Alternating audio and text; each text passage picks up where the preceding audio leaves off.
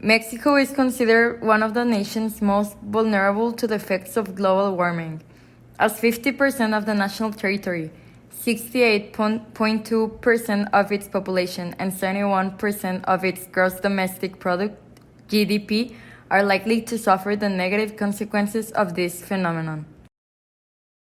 Mexico continues to demonstrate leadership in the fight against climate change by being one of the first countries to ratify the agreement.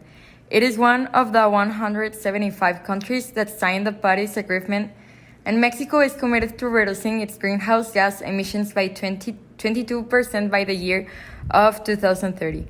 Some alternatives it has taken to stop climate change have been urban planning oriented to efficient public transportation systems, increased participation of clean energy in the national electricity grid, and promoting innovative technologies in the areas of storage and smart grids. Governments must be able to promote investment in the green energy sector through financial incentives, also regulating the industrial sector by disincentivizing the use of fossil fuels. The industry must use renewable energy in their processes, transition to more modern and effective industrial manufacturing, and be socially responsible and choose the cleaner solutions despite its increased costs. Also, as citizens, we must use alternatives in our daily routine, like using public transportation, being more mindful of our carbon footprint, and look for ways to reduce it. Also, it's important to be responsible with our waste and recycle polluting materials. I looked up which states in Europe were least helpful for the environment, and I ended up realizing that the one with the biggest carbon footprint was Germany. Then I looked up their ideas to change their carbon footprint and compare them with Mexico's.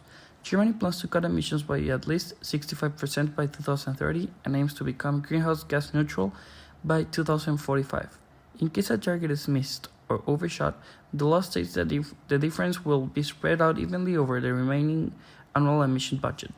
Germany climate law also states that the new emission budget for the years after 2030 will be set in 2024, and that this must be in line with the goals of the law and requirements of the European Union. Mexico aims for much lower goals in upcoming years, but at the same time, its carbon emissions aren't as high as Germany's. By 2030, reduce greenhouse emissions by 22%, reduce black carbon emissions by 51%, and reach a net zero deforestation rate by 2030. One of the countries that have played an important role in Europe fighting climate change is Denmark.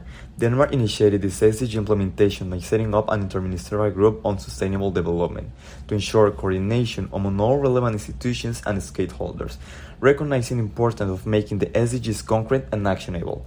In 2017, the country adopted its action plan on the implementation and follow-up of the 2030. The plan is centered on prosperity, people, planet, peace, and partnership.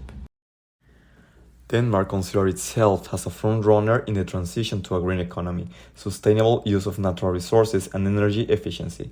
The government is dedicated to continuing an ambitious and efficient green transition, while at the same time ensuring jobs and competitiveness. The Danish government announced its intention to cut carbon dioxide emissions from agriculture and plans to reduce carbon emissions by 70% in 2030, going beyond the 55% target agreed to by European Union member states.